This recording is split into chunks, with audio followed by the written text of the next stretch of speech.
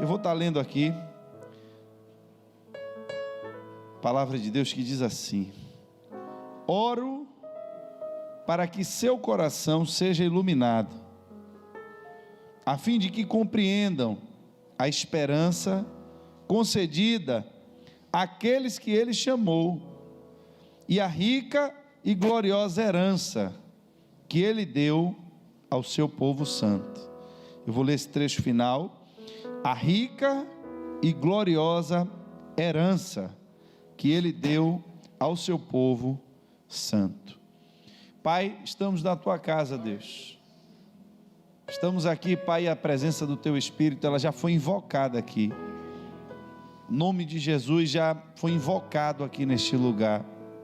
E agora, Senhor, pedimos que fale conosco, Pai, individualmente, através da tua palavra. Traga vida, Senhor, aos corações.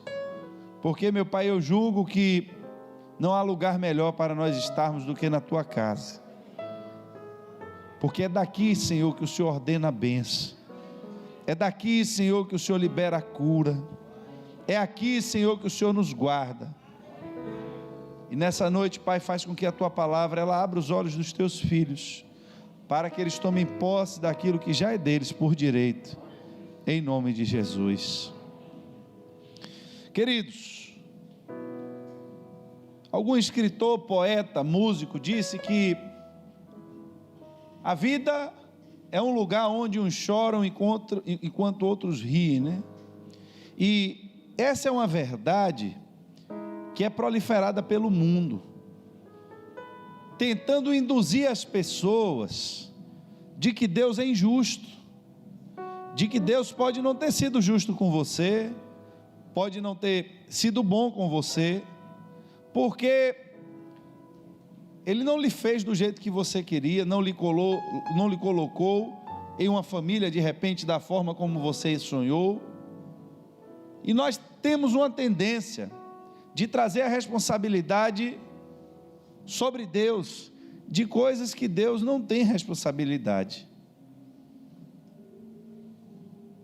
Nós costumamos medir as coisas e olhar as coisas e julgar a nossa própria sorte. Mas a primeira coisa que eu quero que você entenda, e essa é a base para você compreender tudo que eu vou dizer depois, é que o critério que Deus criou nessa terra é um critério igual para todos, porque todos entram nessa terra exatamente da mesma forma. Você nunca viu uma criança nascer com um pingente de ouro pendurado na orelha. Você nunca vai ver isso. Você nunca viu uma criança chegar a esse mundo com um talão de cheque no bolso sem limite. Você nunca viu isso.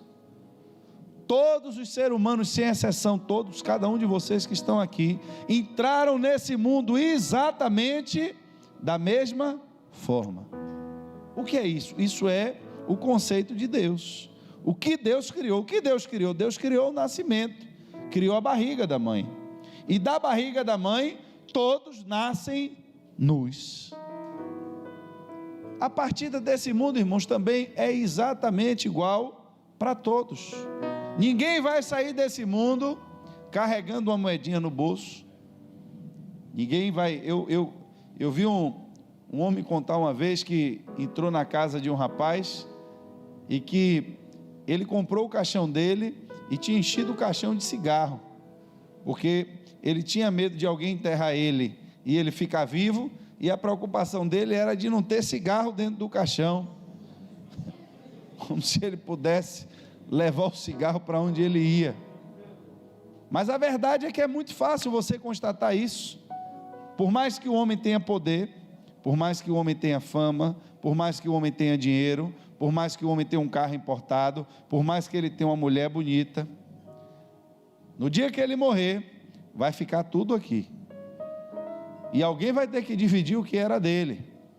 E alguém vai ter que tomar conta da mulher que era dele, porque vai ficar sozinha. É verdade ou não é, irmãos? É verdade. Que a gente, quando está vivo, a gente acha que tudo é nosso, que nós somos donos de tudo, que mandamos em tudo. Mas quando o homem entrou na terra, ele entrou nu. Foi a conclusão de Jó. E quando ele sair da terra, vai sair do mesmo jeito. Não, pastor, o senhor está errado. A gente bota ele dentro do caixãozinho e arruma, bota um paletó. Eu lhe desafio aí lá no cemitério e abrir o caixãozinho para você ver. A roupinha que você botou vai estar lá do mesmo lugar. Agora procure a pessoa que estava dentro da roupa para ver se você acha. E o que é que muda, pastor? Irmãos, eu quero falar então da realidade do mundo. Quando você entra nesse mundo, você está sujeito a herdar coisas. Você herda coisas. E o que você herda não depende diretamente de Deus. Porque Jesus já disse, o que é espírito, e o que é carne, é carne. Deus não é carne, Deus é, agora Deus se fez, é diferente. A essência de Deus é espírito, ele diz Deus é espírito. Agora, a revelação de Jesus, então Deus se fez carne. Ele não é carne, ele se fez carne. Deus é espírito. Então o que é espírito, é espírito. E o que é carne, é carne. Aí você vem e nasce nesse mundo. Deus foi quem criou o nascimento, aí é Deus. Só que o que você vai herdar agora, o que você vai viver agora, não depende primariamente de Deus. Depende dos seus pais, depende da carne, porque você nasceu segundo a carne. A primeira herança que você recebe, e é a pior de todas, é a herança de Adão. Você recebe, você não tem escolha de dizer eu quero, eu não quero. Todos os homens herdaram o que de Adão? A maldição do pecado, é uma herança. O pecado é transmitido por herança. Adão pecou no jardim do Éden, e o pecado, a teoria mais aceita da teologia diz que causou no homem uma depravação total. A discussão vem se a graça vai ser resistível ou não, mas que o pecado transformou o homem e tornou ele agora um sujeito tendente a pecar. Isso não tem como você negar, porque está dentro da Bíblia, é a conclusão que Deus chegou. Não vou mais contender com o espírito do homem. Por quê? Porque a inclinação do homem, o que é algo que está inclinado, é algo que está mais para um lado do que para o outro. Ele diz, a inclinação do homem é para o pecado. Irmão, se a gente não entender a primeira herança que a gente herdou, a gente vai viver sem tomar conhecimento de muitas coisas que nos acontecem. Por exemplo, eu não sei se isso já aconteceu com você, mas existe um princípio que diz que todos que herdam uma herança, você vai herdar o dinheiro, mas com esse dinheiro você também é obrigado a herdar as dívidas. Você não pode escolher herdar só a parte boa. Eu quero só o dinheiro que a pessoa tinha. Não, se você quiser o dinheiro, você também vai ter que herdar as dívidas. Você herdou a vida de Adão também, é a parte boa, porque essa vida que você tem, ela é uma vida que ela é reproduzida, mas Deus soprou essa vida em Adão. Deus soprou a vida em Adão, e o homem, agora Adão, começou a se reproduzir, e você herdou a vida de Adão. E a vida é boa ou é ruim? A vida é boa. O sol que Deus criou, e você vê o sol, e você vive debaixo do sol, e das coisas que o sol produz, das coisas da terra. Só que junto com o que é bom, você também herdou o que é ruim. E isso é algo que eu preciso, e você precisa também compreender, que todos nós nascemos e herdamos, sem que tivéssemos o direito de escolher lá atrás em Adão. Eu não quero herdar em Adão. Você quer viver? Quero viver. Então, para viver, também tem que receber o pecado de Adão. A não ser que você tivesse a opção de não viver, aí você não recebe a herança do pecado de Adão. Mas o poder da herança, irmãos, ele é tão forte, e vem sobre as nossas vidas, que se nós não tomarmos cuidado para compreender, existem coisas que acontecem fora do controle do homem, em outras esferas. Por exemplo, quando um pai tem uma dívida, mas aquela dívida não é uma dívida de justiça, não é uma dívida cobrável em justiça, ele deve a esse pessoal que faz cobranças, agiotas. E se o pai morrer, o agiota não vem lhe perguntar se você aceita ou não aceita a herança. Ele não trabalha com justiça, porque esse pessoal trabalha com a ilegalidade. Então, se você é herdeiro, ele vem lhe cobrar dívida e você tem que se virar para pagar. É assim que essa lei funciona. A lei do pecado, porque Deus disse: no dia que você pecar, você certamente, então a lei do pecado e da morte, você vai herdar a vida, mas também vai herdar em Adão o pecado, e com o pecado você vai herdar a morte.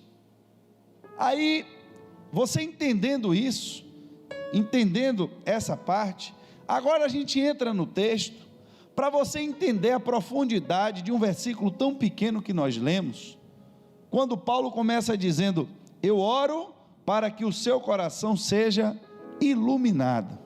Preste atenção, irmãos, Paulo está escrevendo uma carta aos Efésios. Eu lhe pergunto, quantos motivos talvez Paulo tivesse para escrever sobre algo que ele estava orando?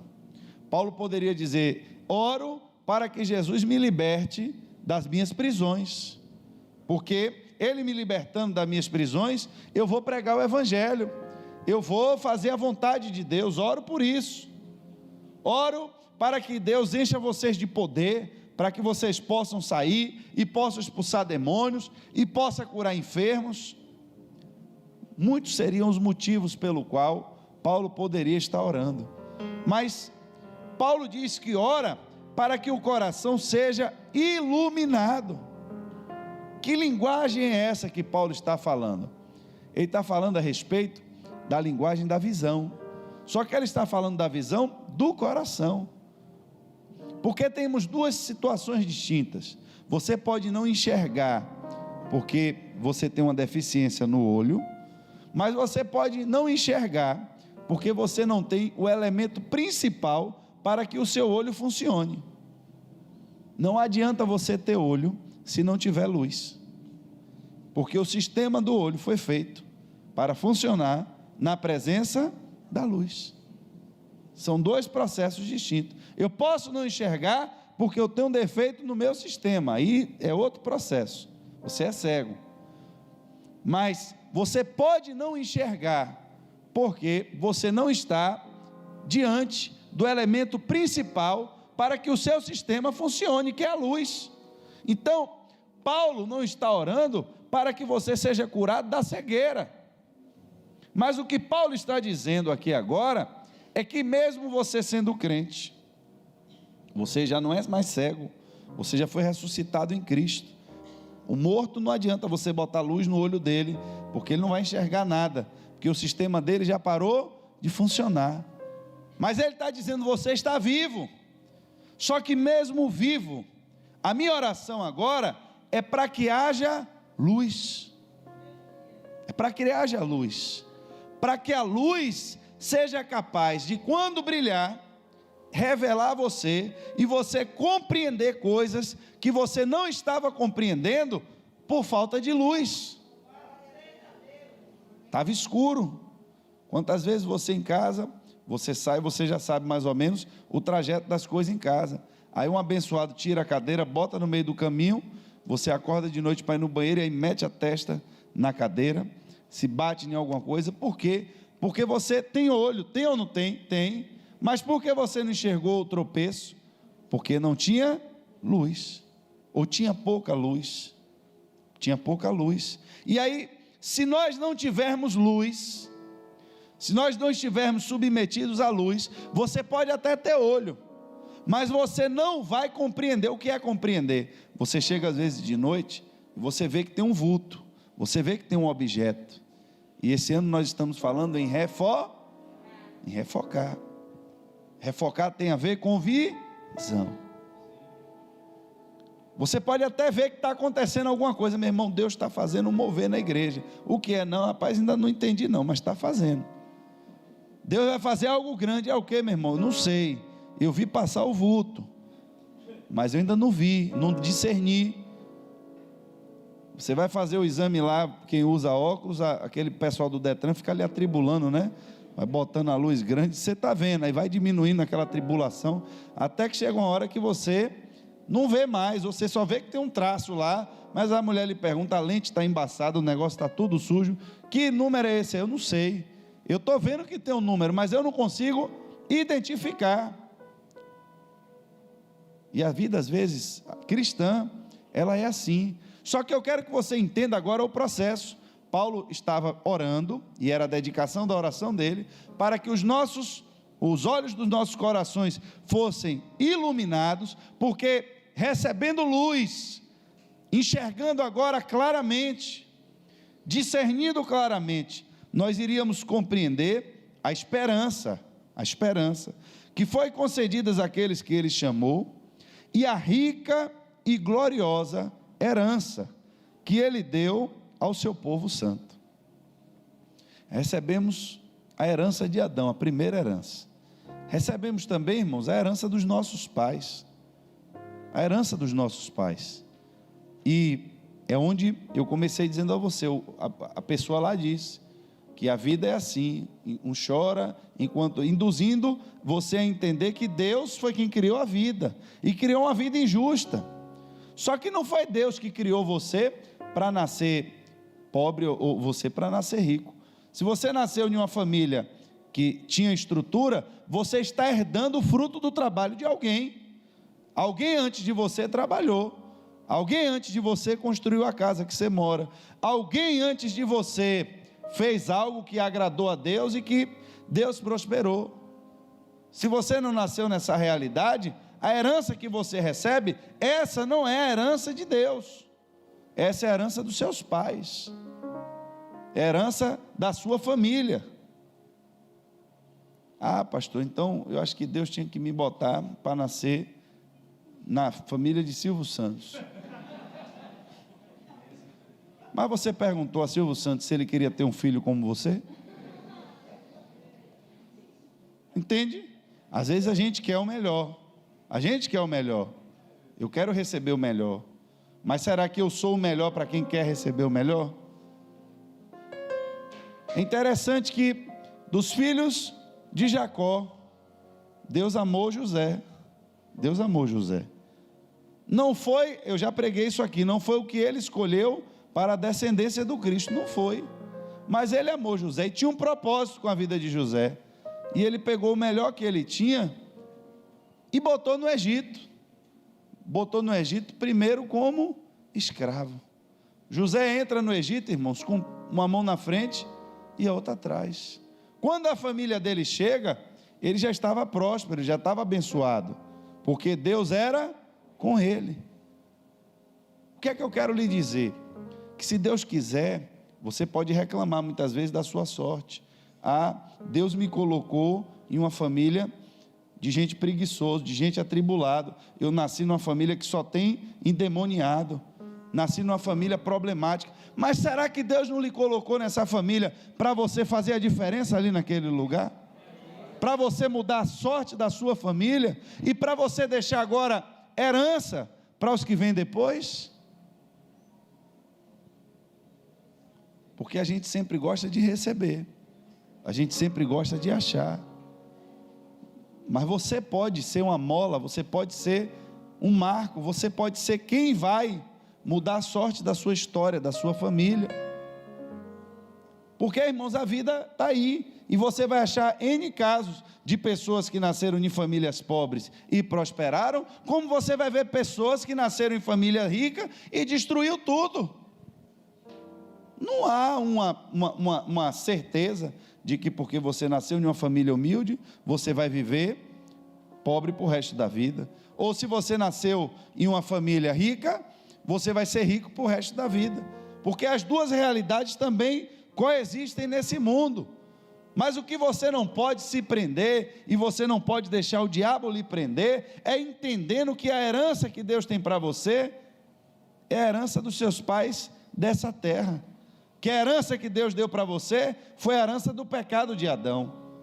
Porque Paulo está dizendo que o homem natural, e se não houver uma luz especial, se não houver uma revelação especial, você não consegue ver aquilo que é rico e glorioso.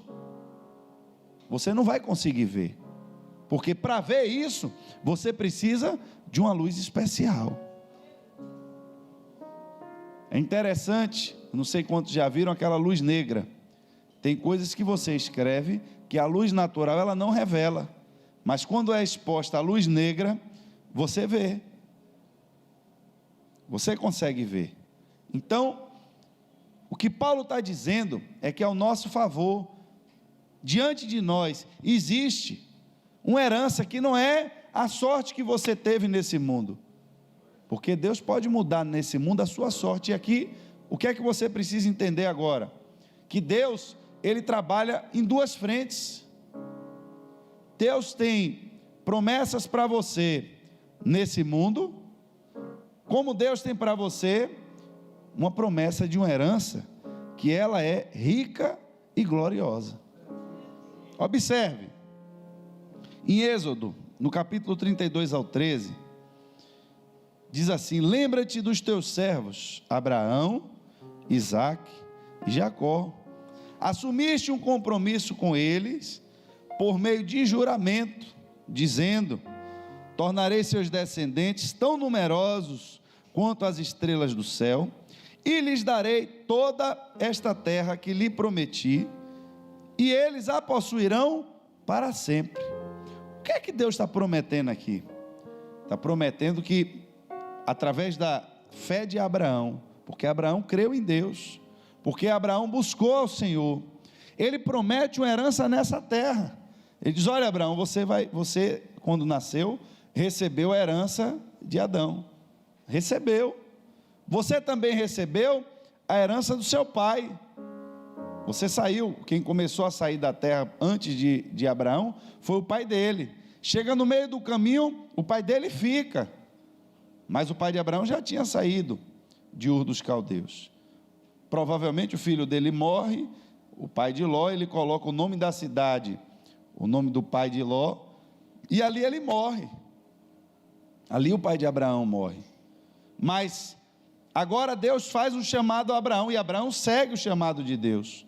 Então Deus agora dá uma bênção, uma promessa, e diz: vocês vão possuir a terra, mas não é só para você. Olha a palavra aqui: eu tornarei os seus descendentes. Abraão, você vai ser rico, eu vou lhe abençoar, eu vou lhe dar jumento, vou lhe dar camelo, mas estou deixando sobre a sua casa, sobre a sua família, uma promessa, uma herança. Então, quem nascer na casa de Abraão, irmãos, nasce debaixo de uma promessa. Uma promessa de quê? Uma promessa de uma herança poderosa. Vai ter terra, vocês vão possuir isso para sempre. Você vê isso se cumprir. Josué 11, 23 vai dizer: assim Josué assumiu o controle de toda a terra, conforme o Senhor havia instruído Moisés. Josué entregou o povo de Israel como herança. Você vai ver aí, ele entregou como herança, e repartiu as tribos. Você vai ver também agora, em Hebreus, capítulo 11, do 9 ao 10, falar exatamente do mesmo processo, da promessa de Deus a Abraão. Vai dizer: e mesmo quando chegou à terra que lhe havia sido prometida, agora quero que você preste atenção no detalhe, falando de Abraão, viveu ali pela fé. Ele chegou à terra que lhe havia sido pronto, e viveu ali pela fé. Por que viveu ali pela fé? Pois era como estrangeiro, morando em tendas, e assim também fizeram Isaque e Jacó, que herdaram, ou a mesma palavra aí, herança. Quem herda, herança, a mesma promessa. Eu vou ler o versículo final 10 para você entender o que eu quero dizer. Deus separa a família de Abraão e abençoa, e diz: olha, eu vou deixar uma herança para vocês, uma herança na terra. Não estou falando ainda de coisas espirituais, estou falando de coisas. Não perca o fio da meada. Paulo disse que nós temos uma herança rica e gloriosa, que o mundo não pode ver, porque o mundo é cego. O problema do mundo não é a luz, mas quem já tem olhos, precisa agora que sejam iluminados, e para que essa iluminação venha, não é algo comum, mas precisa que seja através da oração, para que Deus manifeste essa luz, para que você seja capaz de compreender, que tem uma herança, essa herança é rica e é gloriosa, e eu estou lhe mostrando que existem várias heranças que nós herdamos a herança de Adão, a herança dos nossos pais, e Deus age também na dimensão terrena, interferindo na minha e na sua história. Não sei que herança é que Abraão ia ter, mas Deus diz agora: você vai receber a herança dos seus pais na terra, mas porque você creu em mim, eu também vou dar uma herança a você, você vai receber de mim, e vou deixar para os seus filhos. Nasceu na casa de Abraão, tem promessa de herança, de bênção, irmãos. É de dinheiro mesmo que Deus está falando. Qual era a condição? Você só tem que me servir, só tem que andar no meu caminho, a condição só é essa: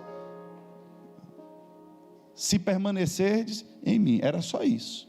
Me obedeçam, sigam meus mandamentos, porque essas bênçãos, elas virão sobre ti e te alcançarão. A promessa está lá. Se cumpriu a aliança, se tiver com a vida no altar, a bênção vai vir. Por quê? Porque é herança, vai chegar. E a Bíblia diz que depois aconteceu o que ele falou. Josué, aí olha quem já, Moisés já morreu, não está mais aqui, o povo já foi para o Egito, já juntou uma multidão, uma descendência gigantesca, que vai agora tomar posse de quê? Do céu? Foram tomar posse do céu? Foram tomar posse da igreja para pregar, foram tomar posse do inferno. Você está entendendo que não adianta a gente querer espiritualizar tudo do que a gente se relaciona com Deus? Porque, irmãos, quem criou a terra não foi o diabo. Você tem que entender isso. Quem criou a terra que você vive foi Deus. Quem tem um plano de vida para você não é o diabo. Quem tem um plano de vida para você é Deus. E a bênção de Deus, ela começa a se manifestar sobre a sua vida já nesse mundo, já nessa terra. Por quê? Porque Deus tem interesse que você deixe herança para quem vem depois. Ele não abençoou só Abraão. Eu vou abençoar você, vou abençoar seus filhos, e em ti ainda serão benditas todas as famílias. Você vai deixar herança para todo mundo, meu filho. Aí a Bíblia vai dizer: e mesmo quando chegou à terra que havia sido prometida, viveu ali pela fé. Chegou, conquistou, Deus deu. Só que mesmo tendo recebido, ele vivia como se aquilo não fosse dele. É por isso que diz: pois eram como estrangeiros. Deus deu a bênção, a terra está aí, tomaram posse. E não foi só ele não, foi só ele não, mas a Bíblia diz que assim também fizeram Isaque e Jacó, que herdaram a mesma promessa. O que era isso? Recebeu a terra, mas viveu ali pela fé, como estrangeiros. Antes de eu avançar mais uma vez, eu quero lhe dizer, irmãos, não é porque você é homem de Deus, porque você anda cheio do Espírito Santo, e que você não vai se preocupar, não digo você sobrecarregar o seu coração, mas que você não tem que ter responsabilidade com as coisas que acontecem aqui nessa terra. Porque a Bíblia conta a história de um homem de Deus, que morreu e deixou dívida para sua mulher, e agora a sua mulher vai pedir socorro, porque qual foi a herança que ele deixou? Dívida. Era homem de Deus, mas deixou o quê? Dívida. Jesus, quando morreu, irmãos, Jesus que não tinha nada, né? Mas o povo estava brigando pela roupa dele, tiveram que disputar a roupa dele. Eu estou falando de coisas terrenas. Jesus não tinha uma roupa tão imunda, tão suja, tão lascada, que quando morreu alguém disse, esse louco andava aqui mal vestido, vamos pegar as roupas dele e jogar no lixo, porque não serve para ninguém.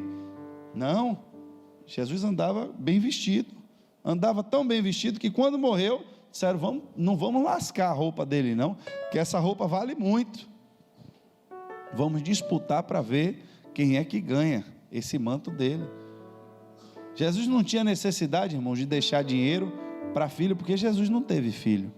Jesus não teve necessidade de deixar um comércio, mas quando Jesus chamou Pedro para pescar, a Bíblia diz que Pedro largou tudo e seguiu Jesus, não foi? Só que também a Bíblia diz que antes dele levar Pedro, Pedro era o quê? Qual era a profissão de Pedro? Pescador, não era? Jesus queria levar Pedro para pescar? Era para isso que Jesus queria chamar Jesus. Pedro, olha Pedro, vou montar agora uma empresa de vender sardinha em lata, por isso que eu vim aqui lhe chamar, foi isso? Ele queria transformar Pedro em pescador de quê? Agora eu lhe pergunto, se Jesus chega, tira Pedro do trabalho, vai embora com Pedro, passa 3 anos sumido com Pedro pelo mato, a família de Pedro ia viver de quê? Antes dele chamar Pedro, ele disse, espera aí Pedro, que eu vou lhe chamar, mas eu preciso deixar a sua casa abastecida. Você nunca viu isso, né? Você nunca entendeu o propósito desse milagre. Vamos para o mar. A Bíblia diz que Pedro fez uma pesca como ele nunca tinha feito antes. A estrutura que ele tinha foi levada ao máximo. Qual é o máximo, Pedro, que a sua estrutura aguenta? Você vai pegar hoje no máximo. Eu não vou botar mais, porque se eu botar mais vai estourar. A rede não estourou, mas estava já ao ponto de estourar. Então, Jesus usou o potencial máximo da estrutura que Pedro tinha para fazer uma grande pesca. Jesus não mandou dar o peixe aos pobres. Você já olhou isso? Ele disse, vá, pega o peixe e dê aos pobres, foi isso que ele disse? Não, meu irmão, foi um milagre na vida de Pedro. O que foi que Pedro então fez com aqueles peixes, irmão? Se ele vendia peixe, se ele trabalhava comercializando peixe, a Bíblia não vai dizer o que fizeram depois, mas creio eu que alguém administrou aquele peixe e a família de Pedro ficou com dinheiro na mão, enquanto Pedro agora estava seguindo Jesus, porque Jesus não é maluco. Antes de levar Pedro, deixou a provisão na casa de Pedro, porque Deus se importa também, irmãos. Deus se importa também com a sua casa. Deus não quer que você seja homem de Deus e esteja por aí dando cheque sem fundo, dando calote nos outros, passando vergonha. Deus não quer isso não. A herança, a gente vai entrar nela aqui já já. O coração vai ser iluminado. Você vai compreender o que tem valor. Já já, segure aí. Mas eu quero repreender esse espírito de miséria. É um espírito que quer, e você tem que tomar cuidado, porque esse espírito também, ele anda com outro, que é o oposto dele, que é o da ganância, e um fica tentando jogar você de um lado para o outro. Ou você é ganancioso, ou vive na miséria. Irmão, vamos achar equilíbrio nas coisas. Não sobrecarreguem os vossos corações com isso. Não vivam preocupados com isso. Mas também diz, peçam ao Pai o pão de cada dia, porque é o Pai quem vai providenciar pão para vocês. Um lado e o outro. Você não tem que viver só pensando em acumular tesouro. Você não tem que viver pensando só no que eu vou dar. Mas eu vou dar herança a vocês, para quando você morrer, a sua família, ela vai ficar bem. A sua família, ela vai saber que eu fui com você. Porque quando Abraão morreu, Abraão não deixou a família dele endividada. Deixou? Não. Ah, pastor, mas e aquele jovem rico que Jesus mandou ele pegar tudo, vender e dar para os pobres? Já reparou que ele era jovem? A Bíblia não diz que ele tinha mulher, não diz que ele tinha filho, não diz que ele tinha nada. Ele não precisava deixar herança para ninguém. E Jesus sabia uma coisa que ele não sabia: 70 anos depois o Império Romano ia entrar, ia destruir tudo, ia tomar tudo de todo mundo. Inclusive ele perdeu a herança dele. Ainda que ele tenha arrumado mulher, tenha arrumado filho, e deixou aquela herança, foi toda perdida, porque Jerusalém foi invadida, foi sitiada e foi tudo destruído. Irmãos, recebemos heranças na vida, e Deus tem promessas para a sua vida. Deus não quer Deus não quer, porque foi exatamente agora quando a mulher foi reclamar ao profeta, e disse: profeta, meu marido era homem de Deus, só que agora meus filhos vão virar escravo, porque ele sabia pregar, porque ele sabia entrar no mistério, no manto, na queda de asa, sabia dar unção telemar, entendeu? O homem era pentecostal que andava com aquele sapato de verniz, você olhava o sapato, não tinha um risco, mas não sabia administrar dinheiro, administrava a igreja, mas não administrava a casa, administrava o espírito, mas não sabia cuidar dos negócios dessa vida. E agora a herança que ele deixou para mim, que eram os filhos, vão ser levados, a família vai ser destruída, vai acabar tudo. Por quê? Porque ele não deixou herança, não deixou nada para a gente. E aí, meu irmão, faz o quê? Então vá para a porta do templo mendigar. Foi isso que o profeta disse? Então a senhora vai arrumar umas roupas para a senhora lavar aí, para ver se ganha um dinheiro. O que é que a senhora tem em casa? A unção de Deus vai visitar a sua casa, o poder de Deus vai alcançar a sua casa. Agora vocês vão ter que ter trabalho, vai dar trabalho, vocês vão ter que correr atrás de vasilha, vão ter que levar vasilha para casa. Naquele tempo não tinha tapué não, viu, irmãos? Eu acho que você deve ficar imaginando alguém com aquele bolo de vasilha, de bacia plástica, né? Eu fico imaginando isso, pegando vasilha plástica de tapué na vizinha, bacia de alumínio lá para... Irmãos, as vasilhas eram de barro, uma vasilha era cara, você não entrava lá e tinha coleção de vasilhinhas, uma da tampa rosa, outra da verde, uma que vai no meio, não era assim não, irmãos, não era assim mesmo. Lá Paulo está tendo umas revelações aqui fortes, falou de vasilha de margarina, meu Deus do céu. O copo do requeijão cremoso, né, Paulo? Mas irmãos, entendam, eu quero lhe mostrar que ela teve que pedir às pessoas coisas que eram importantes para ela, coisas que iam custar. Você não ia simplesmente chegar na casa da pessoa: me dê aí essa vasilha que está no fundo. Não, eu preciso de uma vasilha. E a Bíblia diz que eles conseguiram muitas. Deu trabalho ou não deu? Deu, teve que ir na casa, teve que pedir, em alguns casos tiveram que se humilhar. Por que quem é que precisava da vasilha? Ah, meu irmão, não vou lhe dar vasilha nenhuma não, você está aí todo endividada, você vai roubar minha vasilha. Meu irmão, em nome de Jesus, aí tem que se humilhar mesmo, pedir a tal da vasilha, levou, mas quando o poder de Deus veio, encheu tudo de azeite, a prosperidade veio, mas veio de quem? De Deus. Aí voltou agora para o homem de Deus: e agora eu faço o quê? Não, você vai pegar o azeite e vai doar para o templo, porque foi a bênção de Deus, e a bênção de Deus tem que voltar para o templo. Não foi isso não? Então a senhora vai pegar o azeite, vai fazer um altar no meio da rua, e agora a senhora vai fazer uma oferta olibada a Deus, para mostrar a grandeza de Deus. Foi isso? Meu irmão, esse milagre tem um propósito, é para que a senhora pegue o azeite, que a senhora venda, pegue o dinheiro, pague suas dívidas, e Deus deu recurso para vocês viverem a sua vida com o que sobrar. Tem um propósito. Queremos receber, irmãos, as coisas de Deus. Abraão recebeu de bom grado a herança de Deus. A prosperidade foi dada a Abraão por Deus.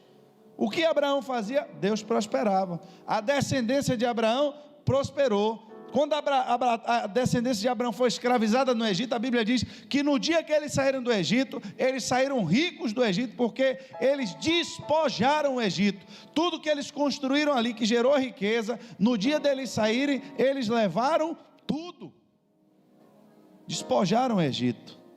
E agora a Bíblia diz que eles entraram em terras para ocupar casas que eles não construíram. Enquanto eles estavam trabalhando no Egito, o inimigo deles estava construindo casa para eles. Enquanto eles estavam no Egito, o inimigo deles estava cavando cisterna para eles. Enquanto ele estava no Egito, os inimigos dele estavam fazendo algo para eles, irmãos. E como foi que eles receberam tudo? Receberam tudo, a Bíblia diz qual foi o processo. Receberam como herança, como algo que eles tinham direito, já era seu. porque pertencia a seus antepassados. Só que a gente herda a maldição também, irmãos. Tem que tomar cuidado. Você tem que abrir seu olho para a sua família, para ver como é que o diabo vem agindo na sua casa. Tem família que tem umas características assim muito fortes. Você chega e diz: rapaz, naquela casa ali todo mundo é problemático. Você tem que tomar cuidado. Às vezes são espírito de confusão que está atuando na sua casa, e você se acostumou a ser assim, e quando alguém diz, você diz: ei, que nada, lá em casa todo mundo é assim. Você não vai ser assim, porque você não vai deixar essa maldição para seus filhos. Você não vai deixar essa herança de maldição para, meu irmão, como é que está seu casamento? Meu irmão, estou orando aí, vendo até se eu falo com o pastor, mas lá em casa é assim mesmo, todo mundo casa 2 vezes. Está repreendido em nome de Jesus. Isso vai acontecer até aqui, irmão. Na sua vida, essa herança maldita vai ser cancelada. Aconteceu até ali, mas aqui não, vai parar aqui, em nome de Jesus. Eu rejeito essa herança, essa eu não quero não, porque Deus tem uma herança melhor para mim. O segredo, irmãos, aqui é: Abraão tinha uma grande herança para receber. A Bíblia diz que ele tinha, e os descendentes dele receberam o que Deus prometeu, e foi coisa boa, foi bênção, foi prosperidade. Só que depois de ter recebido tudo, depois de morar em terras excelentes, em ter muito gado, a Bíblia diz que ele vivia dono de tudo aquilo, como se tudo aquilo não fosse dele. Aí é que a cabeça da gente agora começa a endoidar. Como é que eu vou viver dentro do que é meu, pensando que isso não é meu? Como é que eu vou viver na minha casa, achando que a casa não é minha? E quem vai pagar o IPTU? Né? Na hora de pagar o IPTU é minha, na hora de eu dormir não é minha? Mas não é isso não, irmão. Eu quero que você entenda. Ele diz assim, ó: Abraão esperava confiantemente pela cidade de alicerces eternos, planejada e construída por Deus. Você entendeu? Olhe bem. E mesmo quando chegou à terra que lhe havia sido prometida, viveu ali pela fé, pois era como estrangeiro, morando em tendas. E assim também fizeram Isaque e Jacó, que herdaram a mesma promessa. E por que eles agiram assim?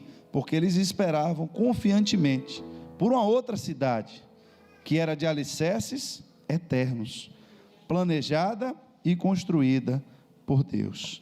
1 Pedro 1,4 vai dizer que existe uma herança imperecível, pura, imaculada, que não muda e nem se deteriora, guardada para vocês nos céus.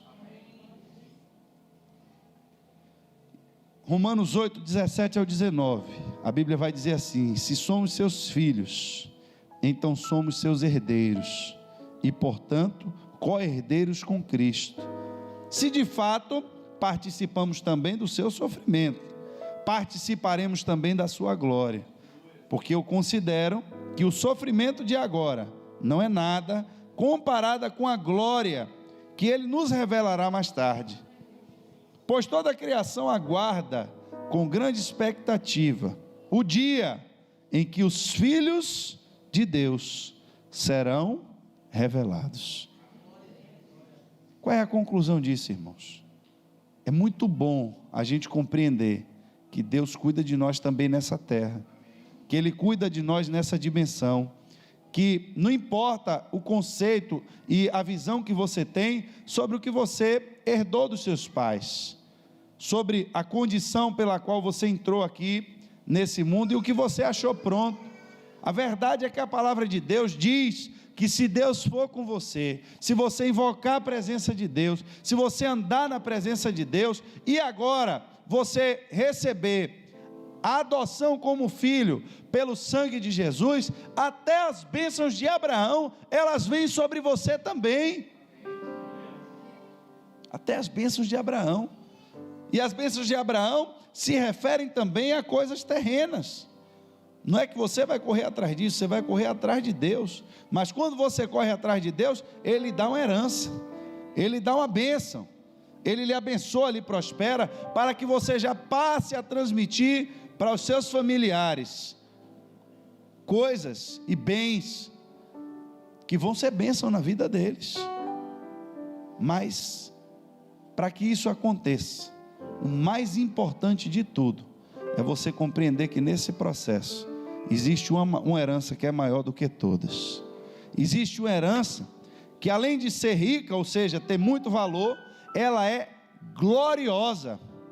Essa herança, ela é incorruptível. Essa herança, ela é imaculada.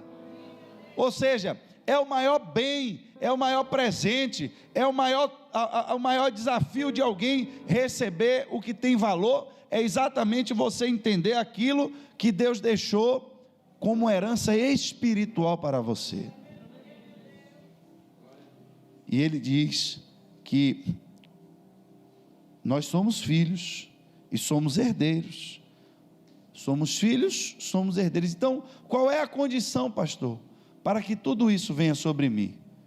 Eu tenho que me enquadrar nesse conceito de filho.